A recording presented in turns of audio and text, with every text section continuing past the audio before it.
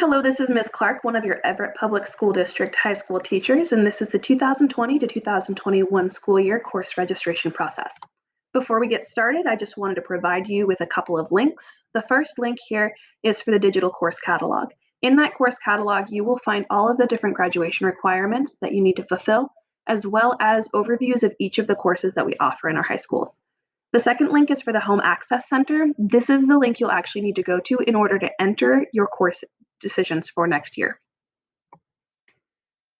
Remember that before you actually register for classes, you should identify which classes you have already completed and passed. And the document on page 4 of the course catalog can be very helpful for this. Go through and check off each class that you have already passed, and that will help us identify which classes you still need to take and what requirements you still need to fulfill. My first recommendation for you would be to fill in your required year-long courses first. I would start with English. This is found on page 34 of the course catalogs. The only detail that I would identify on this document is if you are an incoming freshman, that pre-AP English 1 should be within that box. That is an option for you if you did not take that in 8th grade. All of the other grade class levels, you can see the offerings that you have available here. Again, this can be found on page 34 of the course catalog. Moving on to math, another year-long requirement. You can see all of the different offerings that you have here, and if you would like to dive in deeper to this, the math section of the course catalog starts on page 40. Following up with science, you have a couple of options each year in high school, and those options really expand in your senior year when you get to choose which science and engineering elective you want to take. Those electives can be found here on page 49 of the course catalog, but if you would like to know some more about each of those courses, you can find those descriptions in the science section beginning on page 50. And finally, for the required year-long courses, social studies. Again, this can be found in the course catalog on page 54.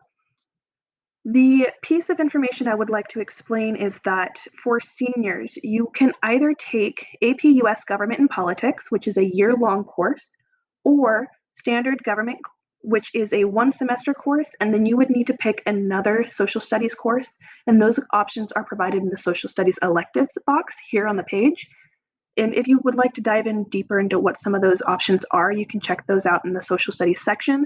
I will note that the AP courses are all year-long classes, and government is a requirement.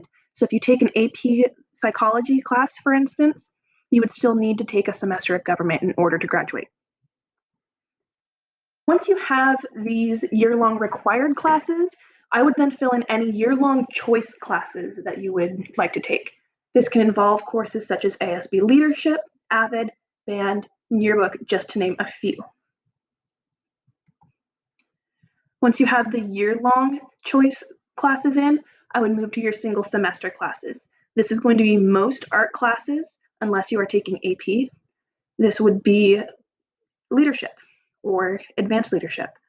This would also be any PE courses that you're taking. Again, these are only a few of the subjects that are covered in the one semester choice classes.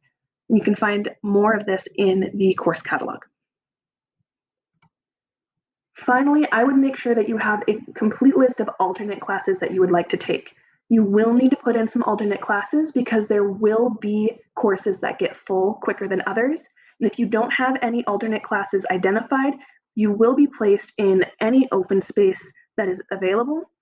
And it may not be something that you would choose to do. So make sure that you have a couple of alternate courses selected. Now, to actually register for classes, this screenshot provides each of the steps that you need to complete in order to register. And again, you would find these steps in this process in the Home Access Center, and that link has been provided earlier in the presentation. This presentation is also going to be posted on my Canvas course, as well as a couple of other resources online. And so if you have the presentation itself, you can just click on Home Access Center here, and it will take you to the correct page. I hope this has been helpful, and if you have any questions, please reach out to your nearest or most trusted Everett Public Schools district employee. Thank you.